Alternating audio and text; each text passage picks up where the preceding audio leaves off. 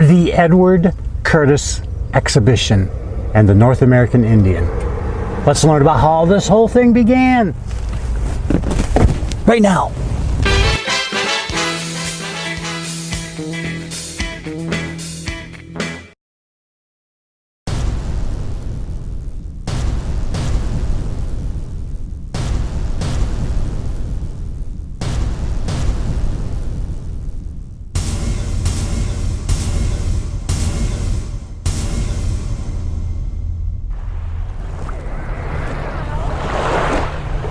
So he has no formal training in anything. He learned photography on his own. Somehow he learned to operate his own photography studio on his own. And somehow he became one of the world's greatest salesmen. Perhaps world's greatest is a bit of an overstatement. In Seattle, he starts to develop a fascination, which was really commonplace throughout the world, about the Native Americans, the Indians. Fascination might be a little unfair here because everyone was fascinated, everyone was curious, to a point of almost offensiveness. The curiosity and the fascination for Edward Curtis, it turned into a passion. This was an incredible investment made by the library, especially the librarian. I mean, was she putting her job on the line on this one? And then a century later, they are unearthed for this big display. I'm curious, were they buried in a basement, completely forgotten? I really want to find that out. We're here with Marguerite, Muskegon Museum of Art, and this is all part of the Edward Curtis North American Indian exhibition. Yes. And my curiosity is, when this all started here at this institution, this is the Art Museum's collection here. It is. And it was originally purchased by, if we want to move over here. It was originally purchased by Hackley Public Library by one of their early directors, which was Lulu Miller. And she had the foresight to order a subscription of Edward Curtis's epic project, the North American Indian. Now, where did all of this come about? I mean, at one point, Mr. Curtis had to travel into town? No, it was by correspondence. He was advertising the subscriptions around the country. You would get, with each issue, you'd get a bound book and you'd get a portfolio of prints. And you would get them in stages as they were completed. It's a 20-volume set. So the project took him 30 years. In 1976, when our director at that time, I believe it was Shirley Howarth, I'm not sure, she took a few of those prints and had an exhibition made out of them. Well, at that time, the library decided maybe the safest place for the collection would be the museum for safekeeping. As the intention of the set, though, was this something that at the time Edward Curtis and perhaps Lulu Miller saw as something that was open to the public? So let's hypothetically say the year is 1945, someone's doing some research. Are these readily available for someone to thumb through? I can't answer that. And they were library property. I don't know how the library kept them, on display or for public access. I just don't know that. A secret probably lost with the ages, no doubt. Well, hard to say. There's something extra special when you see some of that old school Romanesque architecture. That's it. The public library, the Hackley Public Library, not named after old Miser Madison, but Madam Library, you know the story. Right next door to the public library is what was at one time called the Hackley Gallery, and it is the Muskegon Museum of Art, in which the collection transfers from there to here. As we walk and take in everything in this absolutely incredible collection of all of these gravures, these were just bonus that what Curtis was throwing in. He's the photographer and the ethnographer. And the bottom line here is that it is about 20 volumes of scientific research that were destined for a library in which some child, perhaps eating peanut butter and jelly, were to possibly page through.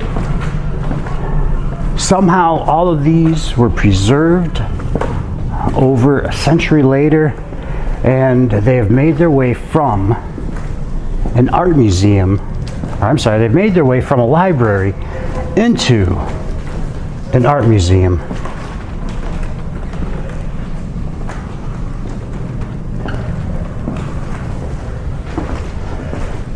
Partially as relics to be enjoyed, and also partially as artwork to just soak in.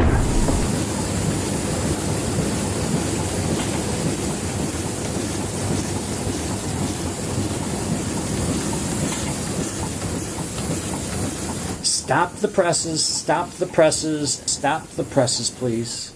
Hi, I'm John Jacobson with Picture Michigan, and I have a confession to make. This episode has been sitting in the video editor for months now. The Edward Curtis North American Indian exhibit at the Art Museum is done, and it's about time to just finish this episode. I had a vision for, I thought, the way this episode was going to go. We were supposed to have a photogravure demonstration there, and that was the first thing that fell out of place. Visions of Edward Curtis coming into Muskegon on the train, selling something to the librarian like Professor Harold Hill, just never came to fruition. And then the philanthropy angle, it turns out J.P. Morgan didn't really fund this project, but rather he made purchases. Edward Curtis funded most of it, and with an incredible amount of debt. I was, however, really excited to find this letter and endorsement from Lulu Miller, and it is her expressing her excitement and the board's excitement to have the opportunity to make this purchase. And my best guess is that this collection would have been sitting in the rare books reading room. There's a lot to be said about pictorialism and this collection. And so naturally, when we think of pictorialism around the turn of the century, we think of Alfred Stieglitz from New York City. And I wanted to make a connection between Edward Curtis and Alfred Stieglitz. There is none. But while I was researching this, I learned a lot about pictorialism back around 1900, 1890 to 1910. And our understanding and definition of pictorialism back then, all wrong. So we're going to explore that with a little more depth in the next episode and give Edward Curtis a full critique of his collection. I think another thing going on here is, as I was learning more about this project, there are a lot of criticisms aimed at Edward Curtis. They're loud, they're rampant, and I'm going to answer 4 of them, 4 big ones, and they are going to be about the Vanishing Race and his portrayal of that, the Stoic Indian and his portrayal of that, the staged photos, okay, and then bigotry.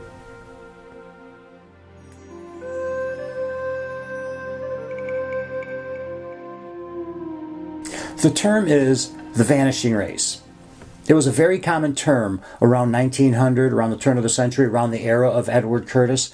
It was a very common term back before the signing of the Declaration of Independence, in which was the setting for a book released in 1826 by James Fenimore Cooper. I'm sure you've heard of the book, The Last of the Mohicans. Even in the Edward Curtis era, Native American Indians were fully aware of and used the expression, the vanishing race, if not of a concept, a theory, perhaps a metamorphosis. And there are testaments of this in books by Joseph Dixon and Lucy Thompson. I think mostly Curtis drew his inspiration from a similar Emerson project. It was about a vanishing way of life, with pictorial photos no less, the life and landscape on the Norfolk Broads.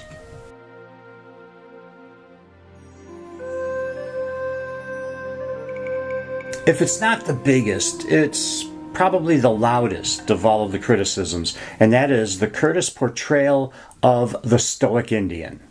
Like this one, the Stoic President portrait Curtis made. And this one, the Stoic President's daughter, the Stoic Bride, and this Stoic Indian girl. And then there's Steve McCurry in 1984 with the Stoic Afghan girl. A few things need to be addressed here. First off, it was the style of Edward Curtis. Frankly, it was the style of pretty much everyone back then, and that is because of the technology. Back then, film, glass plates, took longer to expose them to light, so the shutter was open longer, therefore a posing figure had to hold the pose much longer. And then add to that mix, Edward Curtis was using that big camera with glass plates that big. A do-over was not that easy. There were smiles photographed by Edward Curtis. Granted, not many. Oh, how I love this expression from Eagle Elk. And then there's just a lot of them that didn't make it into the mix also. And remember, there are 20 volumes of text in which there are plenty of times where the recreation of these tribal communities were recorded, including in Volume 9, a game called Make You Laugh. I think most importantly, in the 1830s, a gentleman named George Catlin, he's an East Coast attorney, turns adventurer, traveler, painter, author. During that decade, he goes out to the Wild West, spends a lot of time in these tribes, and he went there with the notion, the commonly believed notion of the Stoic Indian, and he observed the opposite of what was already an established reputation that the Indian is a sour, morose, reserved, and taciturn man.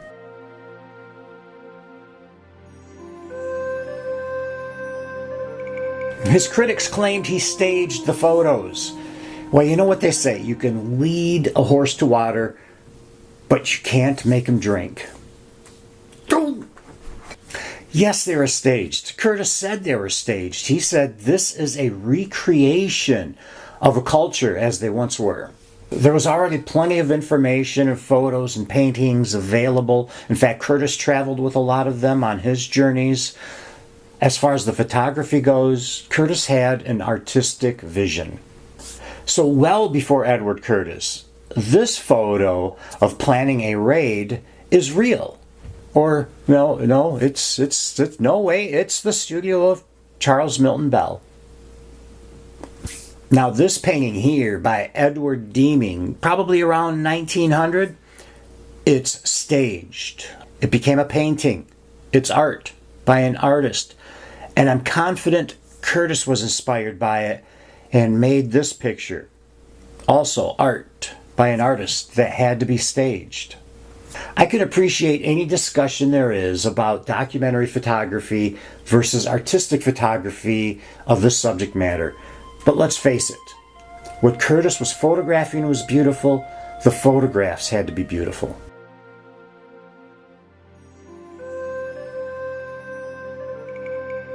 And then the critics call him a racist, a bigot. I heard at a presentation at the Art Museum someone say he is solely responsible for the stereotypes we hold today of the Native American Indian. This just gets turned into a bunch of fuzzy vocabulary in which we have the oversimplification of the stereotype versus the type that is the observation of an ethnographer, typing typical traits of an ethnic group. I don't want to go down that road. I just want to talk about the artwork here. If we toss out Edward Curtis, where does that leave us with the likes of the great ones such as Mary Ellen Mark, Diane Arbus, Richard Avedon, or my mom for that matter? I mean, look, here's me as an equestrian. Here's me as an army guy. Here's me as a farmer. Here's me as a cowboy. And here's me playing outside in my Sunday best. Oh, look, Curtis was going for the regalia of the Sunday best. He wasn't looking for the everyday. Usually, photographers do go to that extreme. Curtis took this photo, it's famous, of the 6 chiefs without revealing its setting. Curtis did not set up this shot. It was taken at the White House lawn the day before the inauguration parade for Teddy Roosevelt. You know, without the help of Edward Curtis, many Indians dressed in their Sunday best regalia for parades. Here is what life looked like at the turn of the century. Here is New York City, where he had an office, Seattle, where his studio was, and this is what Muskegon looked like back in the day. The reality of the turn of the century, when people were seeing photos by Edward Curtis in magazines or at exhibitions, they knew they were staged. They knew they had to be staged. These tribal sites and reservations were already becoming tourist attractions. This Navajo blanket weaving loom was a very popular attraction. Now, in this photo by Edward Curtis, he sets up the camera low to the ground for a unique perspective and includes the canyon wall in the background. There were many Pueblo communities that were tourist attractions that were famous for their ceremonial demonstrations. Here are spectators in Taos taking in a dance demonstration in 1910. You can only imagine the challenge Curtis is faced with here in 1925. His interest is in the vanishing culture of the North American Indian, not the vanishing Victorian era. Oh, and this picture here is captioned Procession of San Esteban, or perhaps intermission is a possibility. There's also the Oglalas in Pine Ridge, South Dakota, and here are their teepees set up at Pine Ridge. Here is a photo in 1891 of the Pine Ridge teepees, and really nearby is the house of Chief Red Cloud. Here is the reality of Pine Ridge in 1909. Okay, a little bit about post-processing. Here is a famous photo of that clock, and the photo without the clock. Of course, darkroom enhancements and manipulation were normal then as it is today. Some of these photos, Curtis just did not like the wood siding. I'll add this to the mix, okay? Some of the captions can frankly be a little goofy. There are certain redundancies of having the same figure in multiple photos. For instance, here's a girl identified as Red Cloud's granddaughter. As a separate, unrelated side note, I just want to note that Edward Curtis did nothing with the cross that she is wearing. And here she is again, captioned as Oglala child. And again, daughter of a chief. And again, Big Road's twin daughters. Wait, I'm sorry. Chief Big Road? Isn't he a little too old to be having twin daughters at his age? So let's go to Washington, D.C. It's 1870. Here is Big Road, Chief Big Road, pictured with Chief Red Cloud. It turns out they are in-laws. And then to further muddy the genealogy waters, Red Cloud's wife was also known as Mary Big Road. And then their son's name was Chief Jack Red Cloud. For me personally, I am glad we've got this collection. I love looking at the photos. I really enjoyed reading through some of the material. And when I noticed the discrepancies in the captions, I really didn't care. They're just demonstration photos for the rest of the work. Otherwise, we do have the work of George Catlin and Ben Wittick to look at. It's time to wrap this thing up. Let's look at a series of photos here of Chief Red Cloud, always stoic, always in his Sunday best.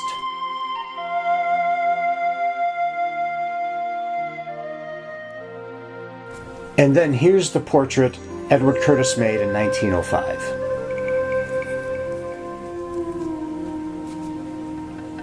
So for this Edward Curtis exhibition at the Art Museum, I had asked, why is this portrait hanging in the controversy room? The answer I was given was because of Edward Curtis's portrayal of the Stoic Indian. Stoic? This photo? This is an amazing photo, and stoic is the last thing I see here. I think of one of my photographic heroes, and Richard Avedon, and the way he captured that human element. Edward Curtis did that through much of this collection too, especially here with Chief Red Cloud. Here's Richard Avedon, and here is his famous, and yes, controversial portrait of Eisenhower. Note here that it is not General Eisenhower, it is not President Eisenhower, it is simply Mr. Dwight Eisenhower, the human side. So yes, Avedon, Curtis, two peas in a pod, Eisenhower portrait, Red Cloud portrait, controversial.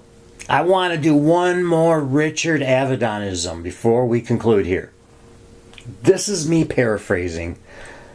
Try as we may, as photographers and as artists, there's always part of us in that final picture that we make. We should, as artists, be more concerned with keeping it heartfelt than being concerned of what criticisms might arise, especially in this culture of knee-jerk, mob mentality, political correctness. Just keep it a good heart. Keep it a big heart. Keep it heartfelt. That's how that's done. I am John Jacobson with Picture Michigan, and keep pulling that trigger. Out here somewhere, maybe right about here. A couple of nights ago, a drone went in for the drink. I don't know if it was retrieved, but after dark, after sunset, we could see the blinking lights screaming out, "Help me, help me!"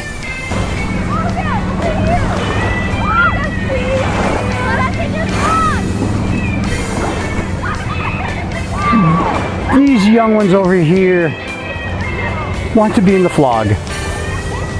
There you go!